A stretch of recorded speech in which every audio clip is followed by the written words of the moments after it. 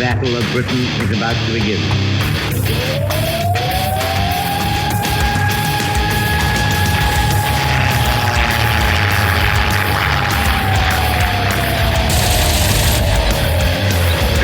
We got tanks up there.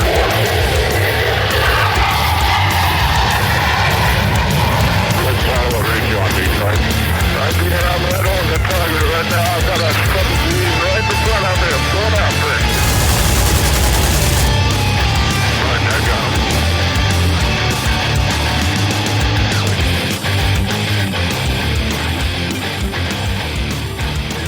him. Welcome back to the Lead Pursuit Podcast.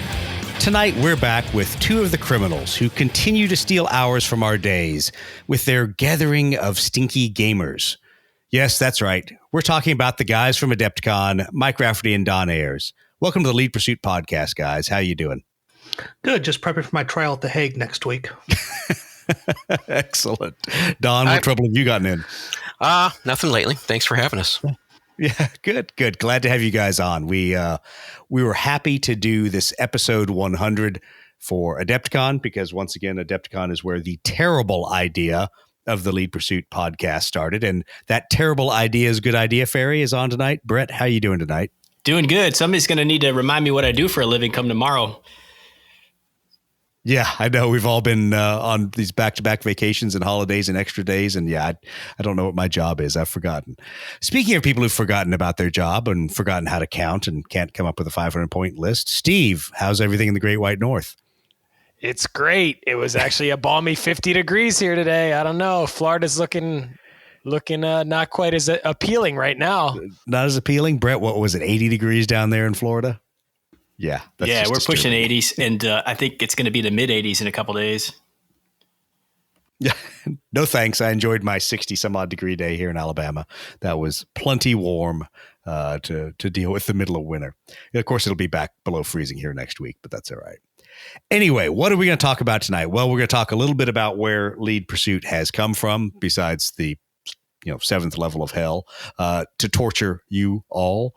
But we're going to talk also a little bit about Adepticon, and we're going to prep for Adepticon 2023 because here shortly registration will open, and we're going to want to talk about all those things. But for those of you who don't have calendars or don't follow the Lead Pursuit Facebook page or see all the spamming we make about Adepticon, Adepticon is going to go 22 to 26 March, Schaumburg, Illinois.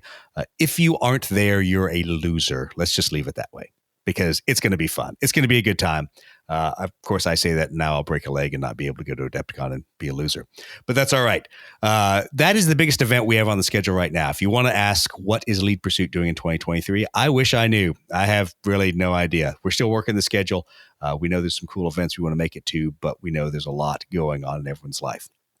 Speaking of things going on, rather than doing an Intel update and talking about a bunch of random crap people could buy, let's talk about another terrible idea, almost as terrible as the Lead Pursuit podcast, but just slightly less terrible. Steve, I have heard that Blue Falcon Hobbies doesn't have a Jam of the Month club, but they've got a Decal of the Month club. Tell us about that. Yes, Decal of the Month club in place of all Christmas bonuses from here on out. Absolutely. So we're just kicking around some ideas for a Patreon, and everybody likes getting fun mail to kind of dilute down the bills and all that kind of stuff that comes. So $5 a month, entry-level Patreon to get you a 1/200 scale Squadron decal sheet sent direct to your door on the first of every month. And then there are some other levels you can join at to get 2 decal sheets or a custom decal sheet, or have voting privileges on the next month decal sheet. But yeah, check out the Blue Falcon Hobbies Patreon and join up on that decal sheet of the month club. Cool. So what's the easiest way to find you? Is it linked off of the Blue Falcon Hobbies site? Probably Facebook, right? I mean, everything's on Facebook. Go to Blue Falcon Hobbies on Facebook. And I think if you could just go to Patreon and search Blue Falcon Hobbies on Patreon, it will come up like that. And certainly if you have any questions, shoot a Facebook message over, and we'll see if we can help you out. But, like I said, $5 entry point, and just a fun way to kind of get something fun in the mail every month. patreon.com/another terrible lead pursuit idea. Now, it's going to be fun. I'm glad you're doing it. I do laugh because the last thing right now I need is more decals. I need a commission painter first, and then I need a commission decal guy. So I will not be in your Patreon because if my stack of shame gets any higher, then I'm going to need a shelf just for decals. It's getting bad. Brett, I don't know how yours is. I think during the pandemic, I spent way too much money on miscellaneous miniatures decals. What about you? Yeah, I need to get more decals because I need to get more painting done, right? So I've got a bit of a queue going, but I need to get my butt back in gear when it comes to hobby progress. This whole vacation time, you would think I would have been doing a bunch of painting, but I think I only dedicated one day of the week or so that I was off, maybe 2 weeks I was off, to any kind of painting. The rest of the time I was goofing around, not painting. I had grand plans and none of it got done. I saw a meme today though that I almost forwarded to you. It said, "I don't mean to brag, but I haven't purchased any new models this year." Yeah, I can say that because I did all my purchasing on December 30th. But we'll talk about that later in all the other bad ideas. Mike, have you wasted any of your hard-earned holiday money already? Oh, yeah. I had to get some more Civil War models for a project we're doing. I think I ordered them around 12/15. Nice. Yeah, I managed to hold off and get all my stuff done early with Amazon and then say it's a moratorium for a while. I have a lot to build. But anyway, let's not talk about Lead Pursuit. We'll talk about those guys later. Let's talk Adepticon. So like we said, the dates starting Wednesday, 22 March, going to Sunday, 26 March. The Lead Pursuit crew, we're going to be in and out for a variety of days, but at least some of us will be there from Wednesday to Monday. And then we will schlep our sorry, hungover, tired selves back to our real jobs.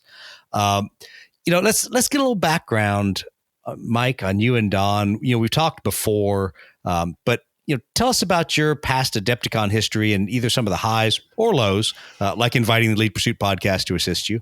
The highs and lows of some of those previous Adepticons. Yeah, and obviously that's going to be pretty high on the lows list. But I actually am trying to remember when my first Adepticon was, but it was 2008, 2009, I think. So, I mean, it's nice. It's been going 12, 14 years. I've actually been volunteering almost since I started. I was a Warhammer Fantasy 7th edition judge my first year. And I'd like to point out, I did not know the fantasy rules at all. And basically, you don't have to be a judge, just be arbitrary, either that, exactly. Or hide back behind the food vendors. Yeah, I'm still not sure how I got roped into doing that.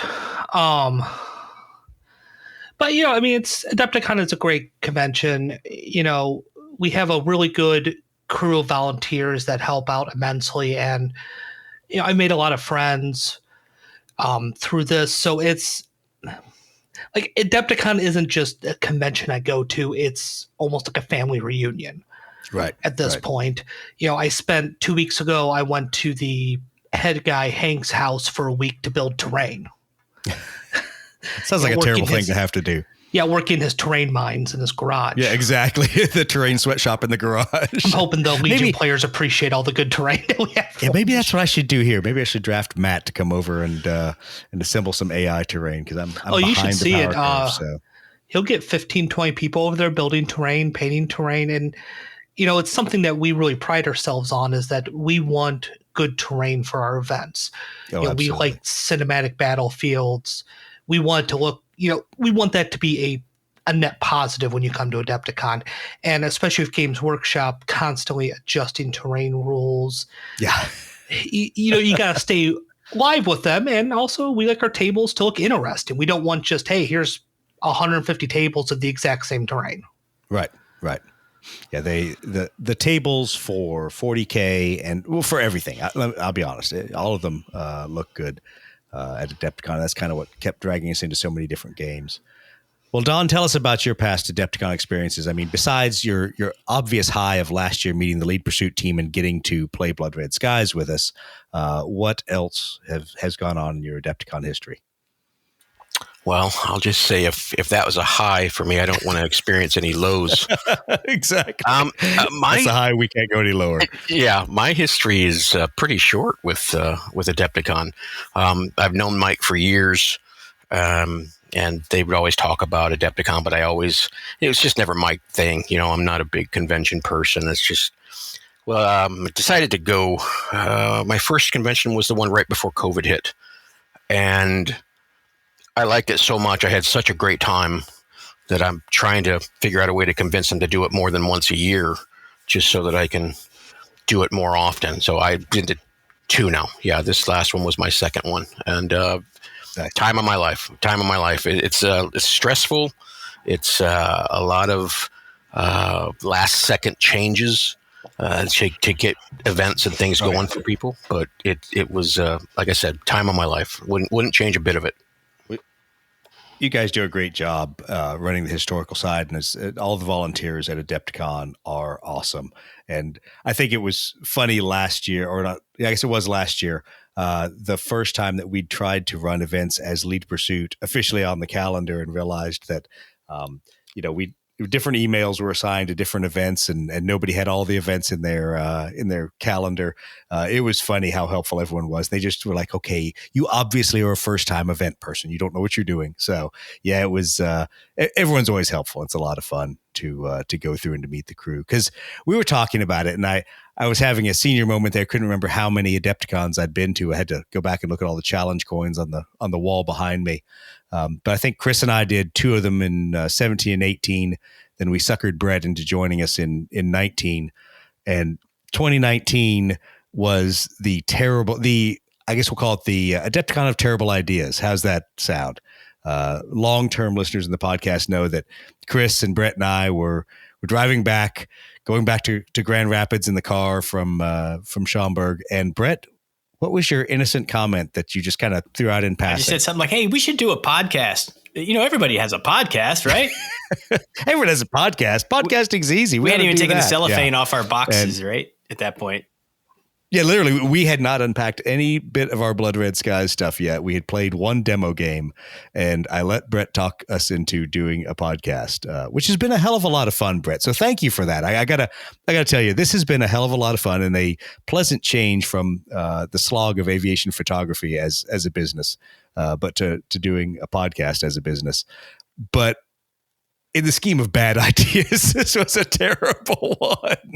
Oh, but it's been fun. So yeah, from then on, we started Lead Pursuit podcast. Obviously missed a couple of years of Adepticon with the pandemic, but then put everything back together 2022 to go back and drug Steve along as one of the newer members of the Lead Pursuit team. And I think we all had way too much fun at 2022, or at least that's what the photos of someone after drinking margaritas is.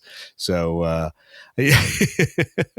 Brett is the guy that should he frustrate you at the Blood Red Skies table, should he be mean to you in the tournament, just go buy him margaritas afterwards, and then he's happy, Brett. Everything's good. Steve and I'll have to pick up the pieces after that, but no. So 2022 was a good year for us. Mike, you and Don really rolled out the red carpet for us. So thank you for that. It was nice to be a first-time event host there at Adepticon. And you guys really took care of us. Hopefully we didn't make too much trouble for you, and hopefully nobody's like, who are those jerks over there cursing a lot? Surprisingly, no. I mean, I don't know. I had a few margaritas, and we had a fun game of Blood Red Skies. So, yeah, exactly. Everything worked out. Well, actually, I still remember that I pitched out of teaching you all that game, and Mike Lewis taught you all, which was great because it saved me. I had scenarios Mike to write Lewis for is AI. a great guy. He's the one everybody should feel bad for. Game. He had to sit next to me with exactly. a bunch of tequila on board. Exactly. So at least one night we can drink. Exactly. And I owe him. He's done a lot of events with us between Vicksburg and some other places. So NashCon. So it's always good to see him. So hopefully he will be up at Adepticon. I know we have a lot of the Lead Pursuit followers trying to make it up there and trying to go to some of the events. So we'll see how that all is going to shake out. But let's talk less about us and more about the event. So Adepticon 23, still split venue. So tell us a little bit about the goods of the Hyatt. I know there's Mike, it's the internet. There's always people that are going to give you all the negatives. Give us the goods because we enjoyed it over there. Sure, there's some things that we got to talk about in planning, but tell us what kind of things you as the Adepticon staff really enjoyed about having for the Hyatt. So one of the big things like when we plan for the Marriott, it is down to almost every inch of table space layout is planned, because we have every year, 40K is growing, Fantasy Flight is growing, Games Workshop keeps releasing new games. Not to mention, screw those guys releasing Aeronautica. Now we have another 10 tables going away for that. Exactly. So it's, every year vendors want more space, tournament organizers want more space, everyone wants more space, but there's a finite number of tables. We can fit it at the Marriott, and we're, approaching that. We're getting as efficient as we can.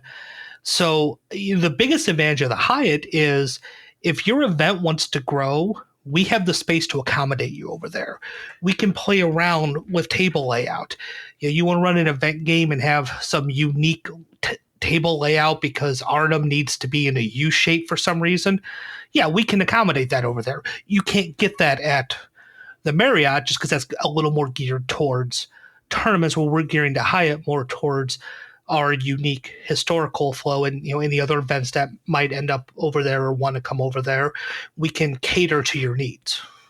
Well, and last year there were what I would call ahistorical, not non-historical events going on over there. So there's always a mix. And I'll be honest, for the people that listen to us that are interested in playing Aeronautica Imperialis, there's a draw for me to not want to set up on the GW tables over at the Marriott. But part of the problem is it's also great to be there with other people playing the associated game system. So there's always this kind of dynamic there for some of there's pros and cons. Smaller games. Yeah.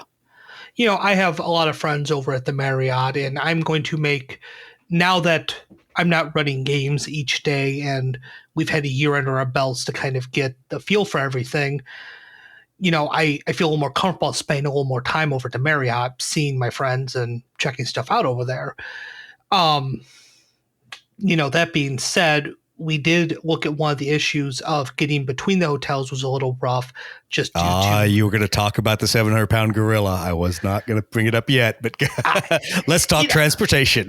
Yeah. So we actually went to, last year we had one paid shuttle and then the Hyatt shuttle, assuming the Hyatt shuttle was going to be on some kind of schedule. It really wasn't. And the transport situation wasn't what. Did you say assuming? You said assuming. I said assuming. We assumed, and we had asses made of us, but that's all right. Exactly. And, it's not what we want as Adepticon. I mean, you can look at other conventions, Gen Con, I believe Origins is multi-venue. Yep. They have good transportation, good ways to get between hotels. And, we looked at it this year. So we went from one paid shuttle to 2 paid shuttles the entire convention, 3 paid shuttles on Friday and Saturday. Right. Yeah. And Sunday.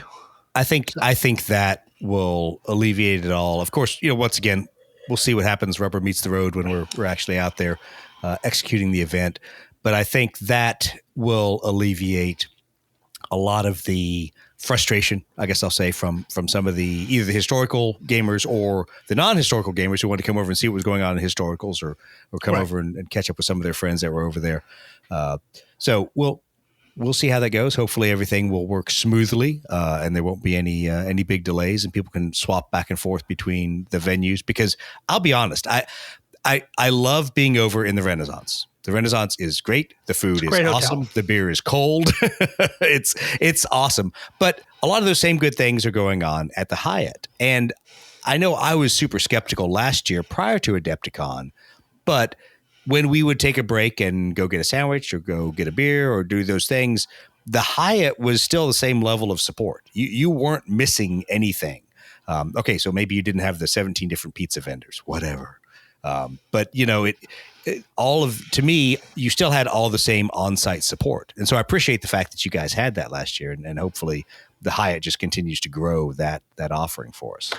If anything, the beer is actually cheaper at the Hyatt. So actually, it probably is. I think we should have brought Chris along, because Chris used to be our beer maid during when we played Zone Mortalis. So we had no one to go fetch us beers while we were playing Blood Red Skies this time. But I think, in my opinion, everything was super convenient. So obviously, for Blood Red Skies, we were in kind of one of the corner rooms. It was right right down from the coffee and sandwich vendor. So it was always easy for me to go grab some food and get back into the game. But I think for most everybody, it's not that big of a hotel. So you're just stepping out of the main ballroom or whatever, going around the corner, grabbing some food, sitting down if you want to, bringing it back, and continuing the game. And I think you're correct on that. It's just access in everything is easier to the bar, to food. Even if you're trying to go outside for food, we have that, City Tap right there. That's a fantastic restaurant. I think Smash Burger's right across the road or something like that, whatever's over there. Yeah, I remember there's a 511 tactical store across the street next to DXL, but... What? Brett's got to go get his Tacticool on. Exactly.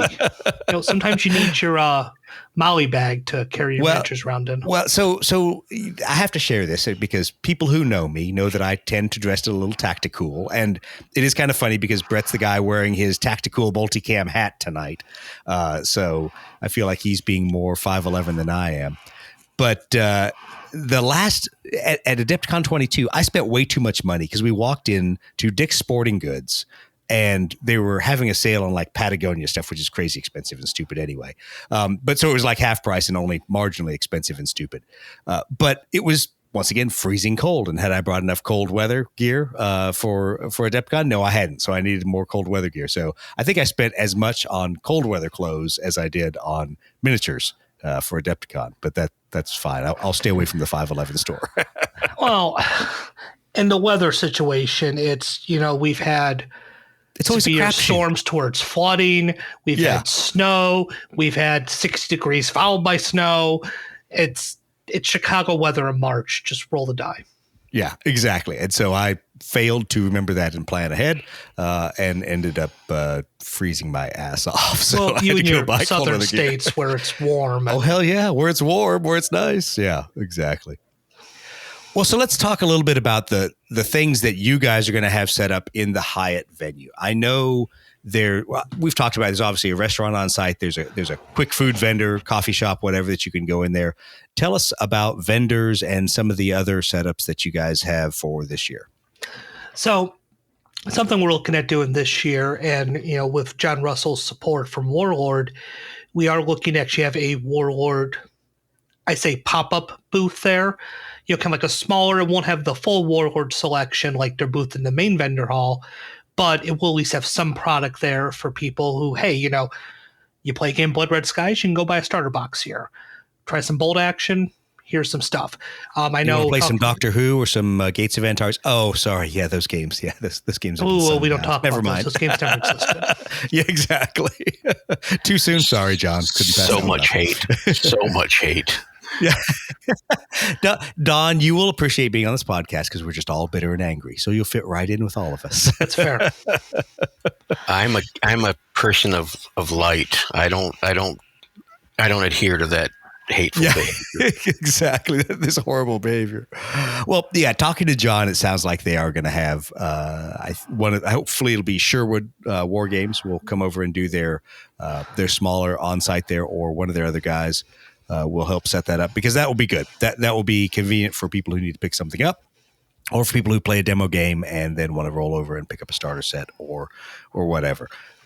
But I think it's good. Hopefully, throughout some of the time, we'll figure out how to draw over some of the accessory vendors. Because let me be honest, why do I go to the main vendor hall? I mean, besides the obvious reason of watching Brett and Steve haggle over Chibi My Little Ponies, trying to see who's going to get the best deal. Besides that reason, because everyone else can't see on the cameras, they're trying to act innocent like they didn't really do it, and they did. But besides watching that, is to go get stuff like acrylic, go get 3D printed terrain, go get all that accessory crap that we always need. That actually, I think, unless I get a VIG bag, always ends up being the majority of my take from Adepticon is, a bunch of different wound dials, a bunch of more dice, all that kind of stuff. So hopefully you can draw some of those people over. And I know a lot of those are mom and pop operations, so it's tough for them to be in two places at once. But maybe you can find some that'll be historically themed that want to come over and hang out in the historicals and sell to us acrylic addicts. Well, and the nice thing is, if this Warlord booth goes well, it'll give us a proof of concept that we can pitch to the other vendors and discuss with them. So, Absolutely. much like even last year, we're still trialing things. We're still figuring things out to try to deliver the best experience. Well, and I know we've talked about it in the past. It's one of those technology things where you're like, man, sometimes I wish I could have gone over to the vendor hall, know what's over there, and then be able to surf somebody's, DoorDash listing for for their acrylic and go, I know you had either these bases I need or these acrylic markers. Let me put in an order for those and at least have them held there or have them delivered over later. But things like that always get to be a little bit of a pain. But maybe we can technologically beat down the ability to have to be in two places at once. All right, so let's talk about some of the other things that are going on. I know you've got a lot of event hosts that are running events. There's a lot of tournaments going on. Give me the big highlights of who is hosting what at Adepticon 23 for the historical regime. So I'll start with the tournaments first. We have Battlefront is going to run a one-day Mid-War Nationals on Thursday. And then actually this is unique. They're actually doing a 2-day Team Yankee Nationals. Normally they do mid-war, late war, early war as their 2-day nationals, but this year they're doing Team Yankee. So that's I wish we were recording video because it was perfect. Steve yawned right as soon as you said Team Yankee. So I think he expressed the lead pursuit sentiment there. Yawn, Team Yankee. Team Yankee is a fine game, and I just love. I love Cold War gone hot stuff, and their models. Are fantastic. Do too, but I'm a 7 days. I'm a 7 days to the River Rhine. So we gotta try that. Firmly, you should. It's different than Team Yankee, and I don't say this to say that it is quote better than Team Yankee. They're just totally different games. I like it because it's still that Cold War gone hot. And to me, it just deals with things differently than Team Yankee. But anyway, like you were saying, Team Yankee, the guys we make fun of. Yeah. So, obviously you guys will be, excited participants in that event. Actually, I'll walk by the tables and I'll look at people's armor tank parks and wish that I had nicely painted tanks, but I don't. And honestly, that's what gets me is I'm not a huge fan of just, hey, here's my 30 tanks and a 6x4 board, but right. I understand the tournament play versus more historical play. Right. But it's not going to test. They're all games. And so I always laugh and I'm like, I don't care if you're playing Crisis Protocol or playing Aeronautica Imperialis, whatever. There's gaminess to it. So it's not going to be a perfect representation of what you wanted to see. Get over it, play the tournament, have fun, drink some beer. Yeah, and that's why I personally play here just, one-off games or event historical games. It's not going to test. I usually just look at, hey, here's the org chart. Cool, I'll just build that. It's like I have actual companies and things. Anyway. That's Battlefront's offerings this year. Firelock's doing several games across their game system. Several scenario event games with Oak and Iron and Blood and Plunder. They're also doing a Blood and Valor tournament, Oak and Iron tournament, and a Blood and Plunder tournament. That's across Thursday, Friday, and Saturday. Oh, nice. Good. So they'll be good to have a good turnout for all that.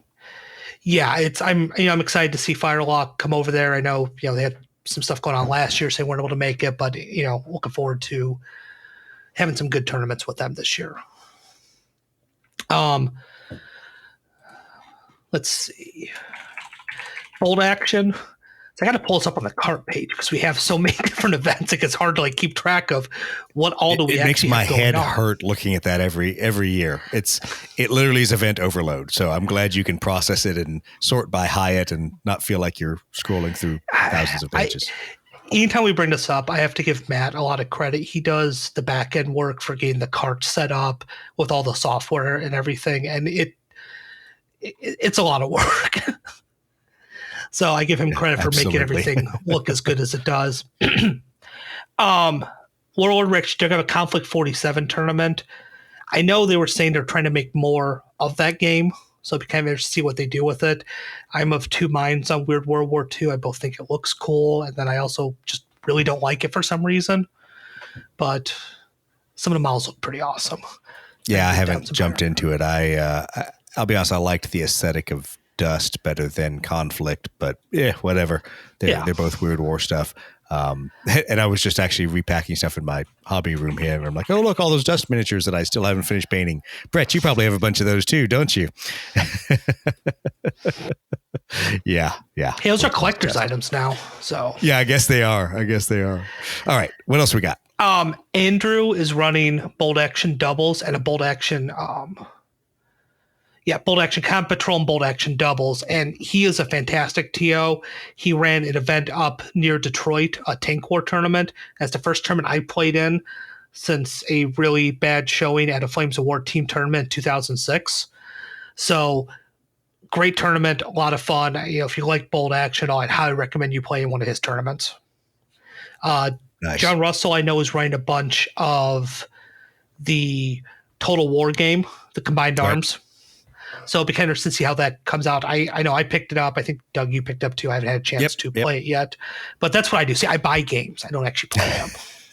And I think his is going to be kind of a tweak of Combined Arms, where rather than Combined Arms driving the Blood Red Skies bolt action Victory at Sea boards, it's going to kind of be a little bit reversed.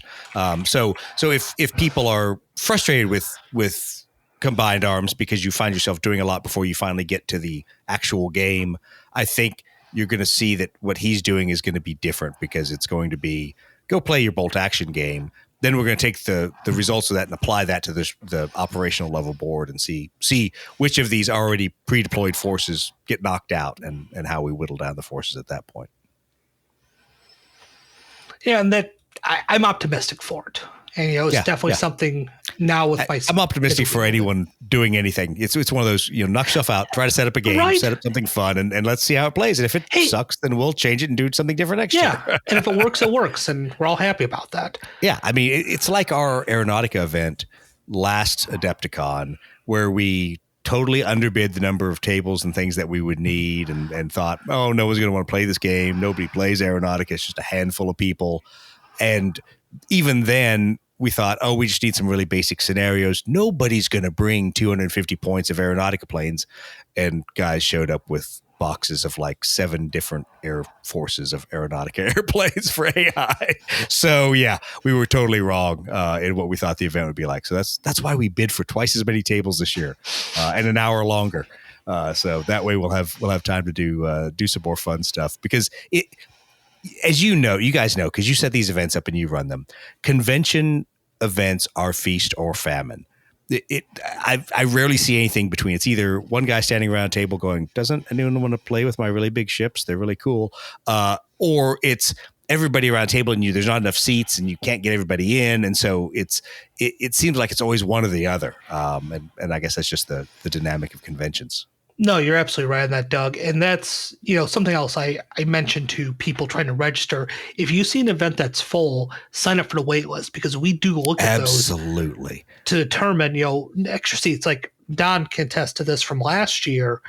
We had a market garden game that had, I think, 6 extra people signed up for it. And early March, I expanded our forces so we could fit in everybody. Nice. Frantic last minute pain, of course. Well, and it worked well years ago for Zone Mortalis when people would sign up and be on the wait list, because inevitably it was already a small force list. So somebody would drop out because like, yeah, whatever. It's only 500 points. I got to go do something else during that window. And so you'd have a bunch of waitlisted people that would show up with their armies on day of and get put in there, or they would expand and say, okay, instead of doing 20, Zone Mortalis tables, we're going to do 25. And it was super cool for all the heresy guys that were on the wait list to actually show up and get to play in the event. So I know for years that was always the kind of the standby for Chris and I, is we'd sign up for stuff on the wait list and just see if we ever got rolled into the game. Which I will make the other point that even if you don't sign up for the wait list, for at least lead pursuit games for our Aeronautica or for our Blood Red Skies, just show up. Show up and we'll figure out where to fit you in. Right. We may have to kick some Flames of War guys off another table and put another carrier out there, but we'll come up with more places to play. So we're all about getting everyone a chance to be at the table. Well, that's the big thing is, most GMs, we're going to make it work. We want you to play. Yeah, exactly. I think there's a misnomer that people people look at a lot of the Adepticon events because they are tournaments and they think there's only a fixed number of seats, not even realizing some of those tournaments that they're happy to scale up, that it's just the problem of, can they get any more tables? Can they, at that point, who are the other big demand games playing? And obviously over at the Renaissance, that's a bigger problem than for us at the Hyatt. At least it seemed like to me that the ebb and flow of the table demand for you guys wasn't as hard as it was over at the Renaissance, where everybody was jockeying for elbow room. No, not at all. And that, we talk about advantages of the Hyatt. That's one of the big ones is we have space. You're not going to be, everyone's not going to be right next to each other, every table right next to each other. Right.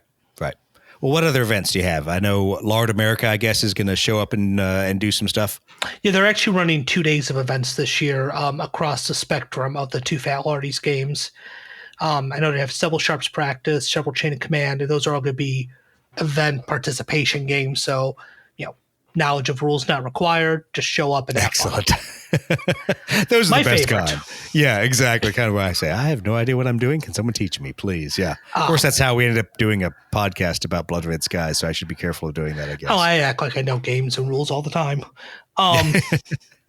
Saga has several events going on. They're actually going to be in the room you guys were in last year. So that way they can run their late night games, late night open play. Everyone's happy there. So nice.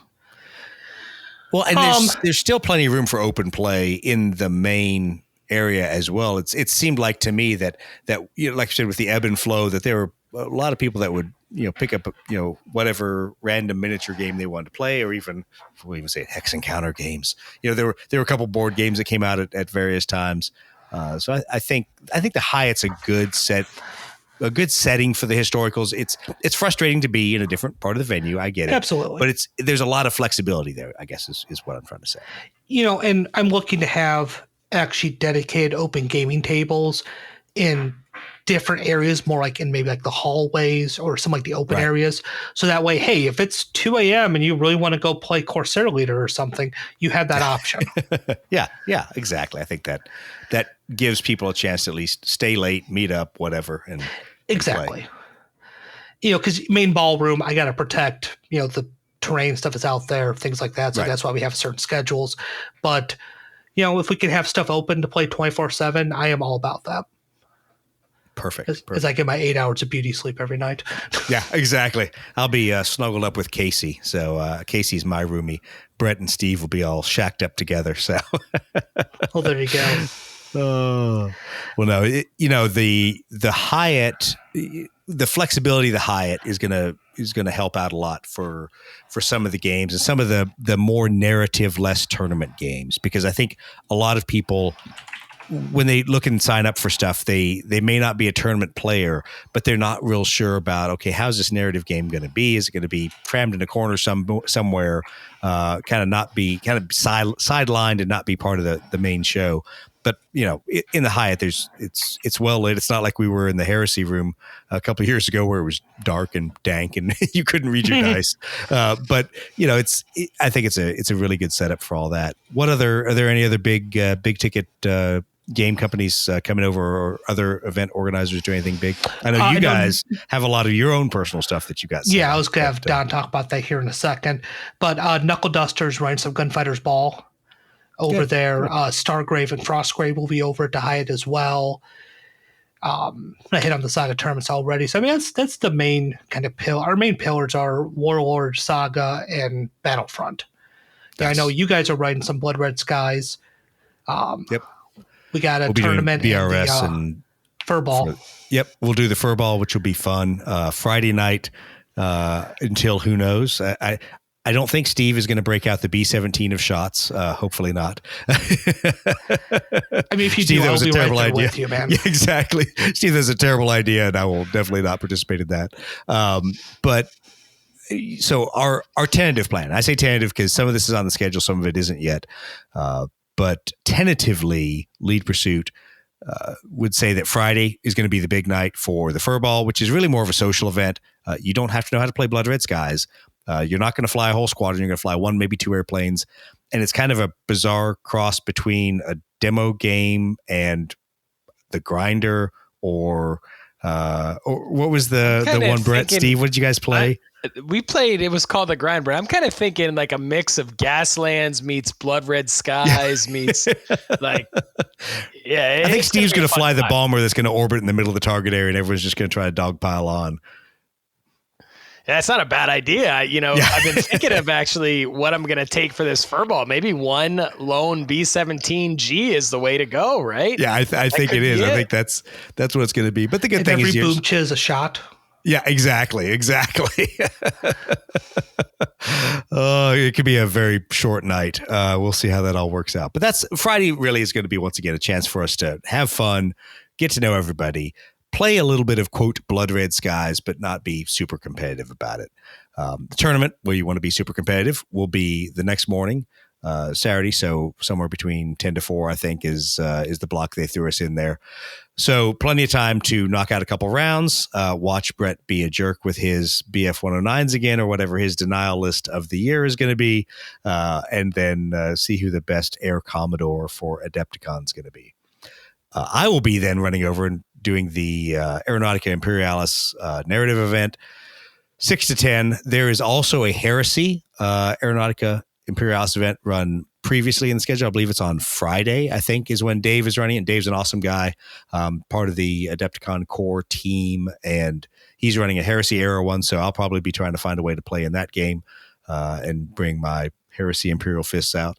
But then we'll have plenty of time for narrative games. So I think Thursday there's a rough schedule that Don shamed me into. Don, you big jerk.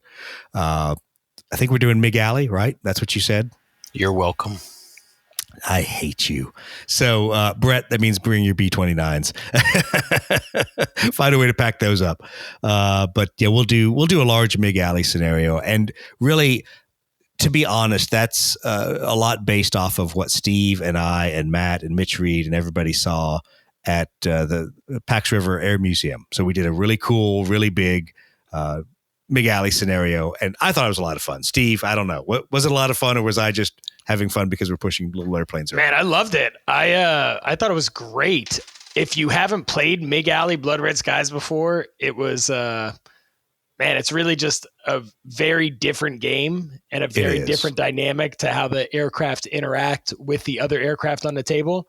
So I would say if you're Korea curious, Thursday night would be the time to check out that game.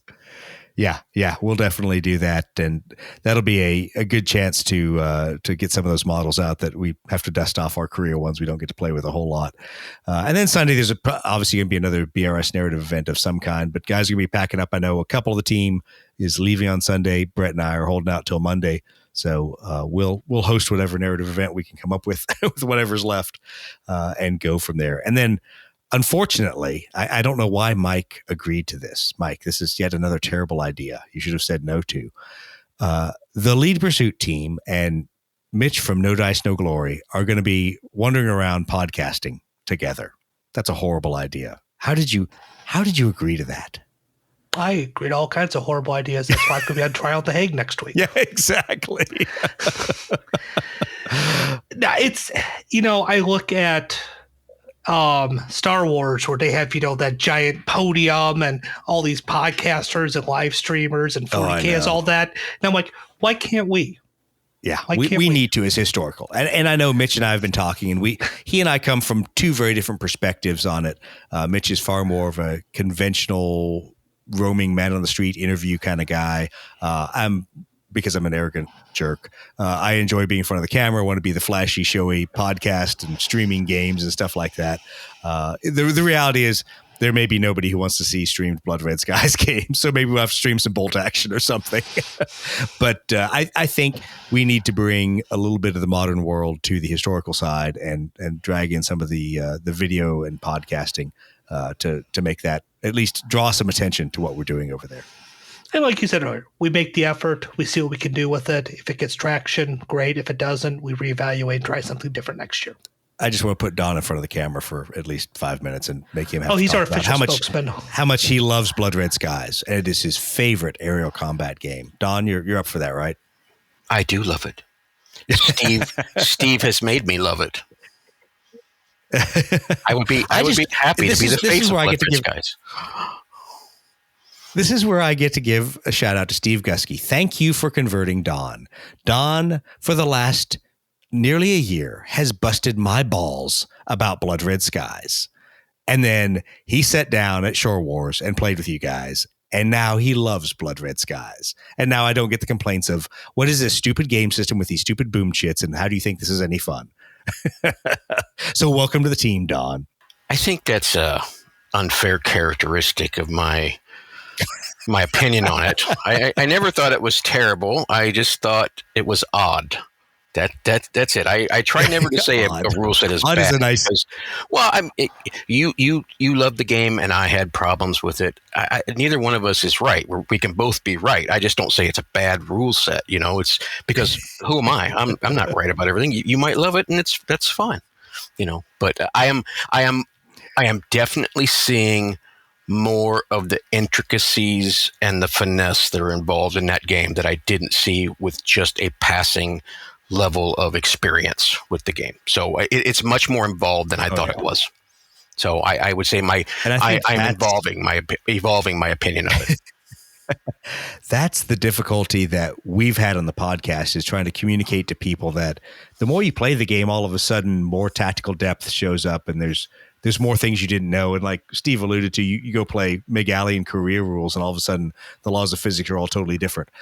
So it's a fun game to dig into and to kind of build on. So you, because you love the game so much, I hear you're actually considering doing some Blood Red Skies yourself there. We're running 4 games this year. Yeah, if I miss anything, Mike can catch up. Yeah, we have this idea that, see, we're like a team of good idea fairies here. So that's not what I need, by the way. Thank you very much. But continue. You don't even want to know what we have planned for Adepticon 2024, 2025, even some early 2026. But we have this idea right now of linking games together so that it's not just, hey, you come play your event game and that's it. Obviously, that's fun. We don't want to take anything away from that.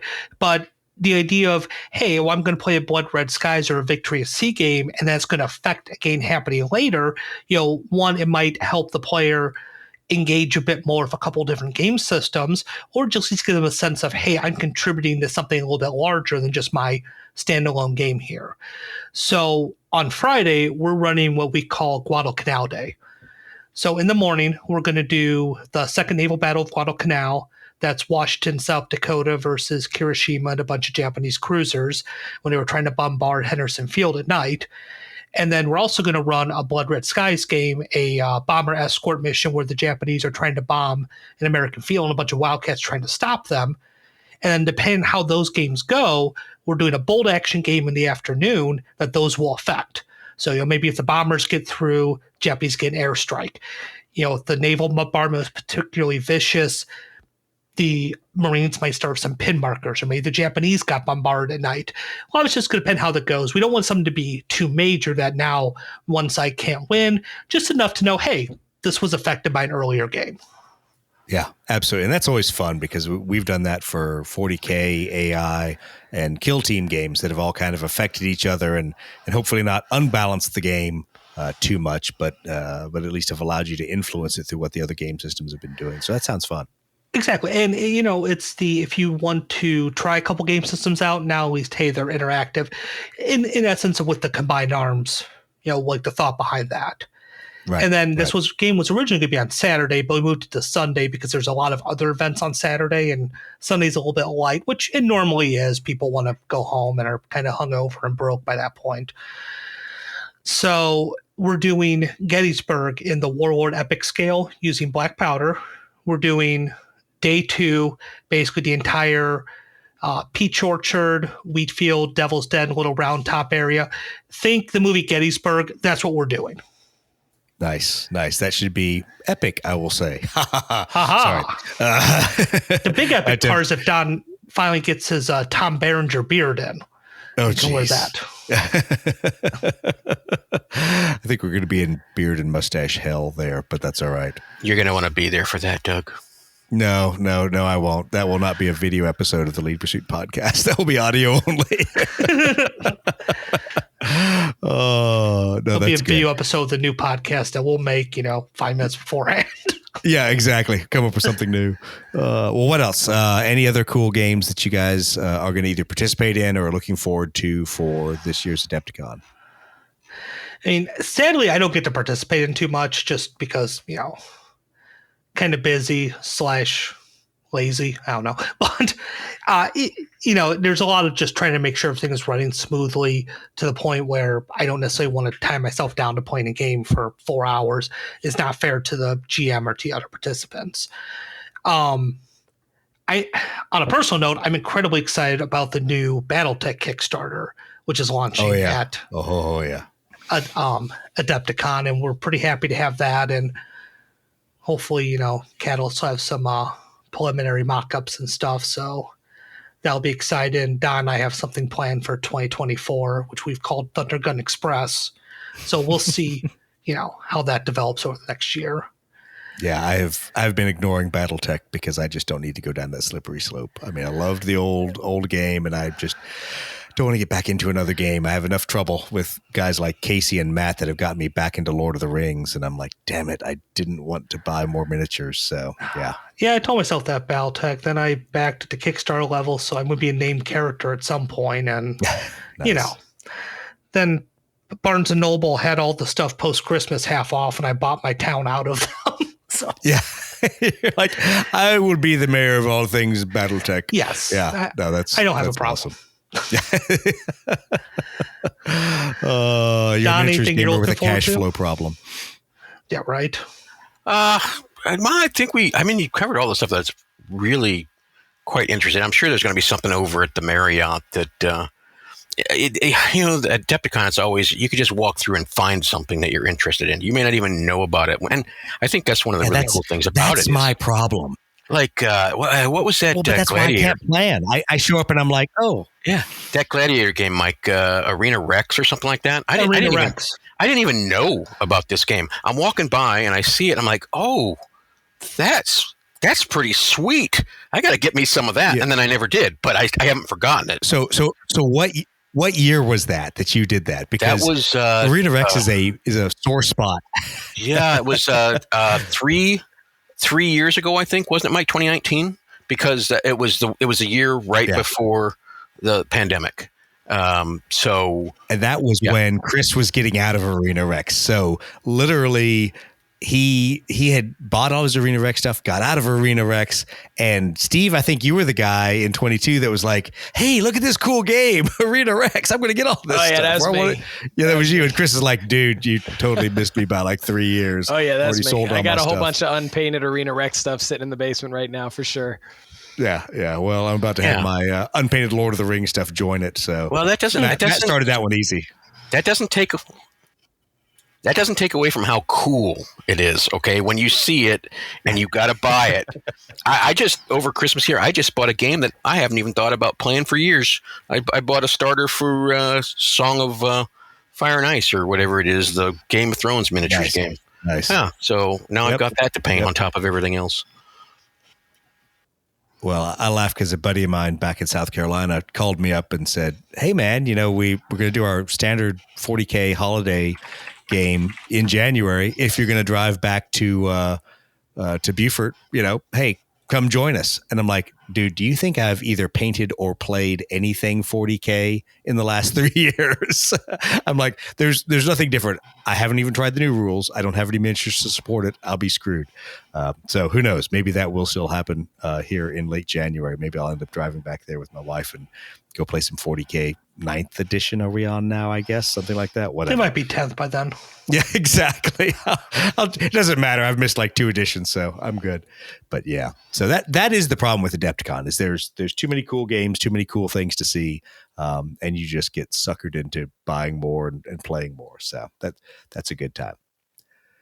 Well, guys, thanks for being on. Are there anything in closing you guys want to bring up that we've either missed talking about for Adepticon itself or for the events that are going to be hosted there in the historical side over at the Hyatt? No, I think we hit everything we need to hit. Obviously we're incredibly open to feedback. If people want to see a certain thing other than, yes, we can't just go back to the Marriott guys. I get it, but we got to make this work right now. We're very open to suggestions. We want to hear from people. Comment on our Facebook page, message us. That's where, I see that, other higher ups at Adepticon see that. We try to respond to as much stuff as possible. Other than that, registration, it opens live January 8th. That's this coming up Sunday at 1 p.m. Central Time. Outstanding. Shortly before I start playing Panzer Blitz with a bunch of other dusty old war gamers pushing hexes and counters around. Yes, be in front of your computer. Exactly. The funny part is, for years, we've always had an issue where like carts would crash, things would go slow, and that was never on our end. It was the software. We were just overloading this company we were using.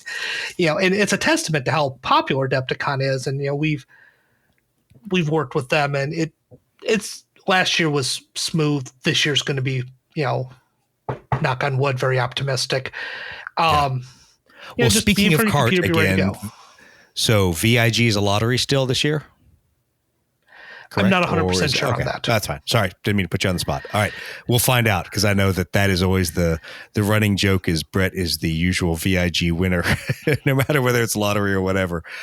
So we always enjoy how much swag you get at Adepticon. So absolutely, it's bring an extra suitcase and figure out who you can bless with extra war games when you come home. And wait, Brett, you still own me a freaking Dominion set, don't you?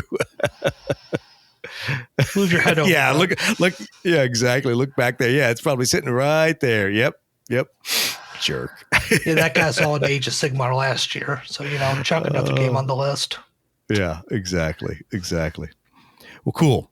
Well, thanks, guys. I really appreciate it. We're looking forward to Adepticon. It is obviously becoming a lead pursuit tradition, and thanks for rolling out the red carpet for us, because you guys really have. You've said, come be a supporter, help out the team.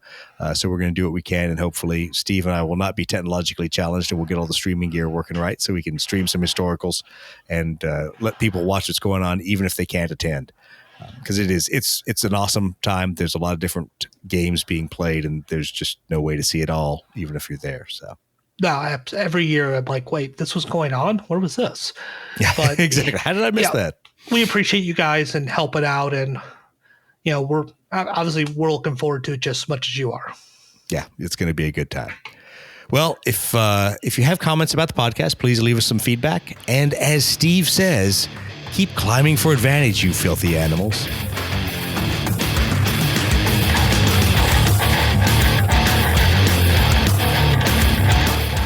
I just picked up the Mosquito for DCS, so I'm looking forward to trying that out. And the F-18. Yeah, I figured Doug can fly an F-18. I could do it. If you need any BFM lessons in DCS, you come see me. I know what's going on. Yeah, right, Steve Doug? knows everything about dogfighting, like turn left and turn right. But I think we've summarized his knowledge right there with that.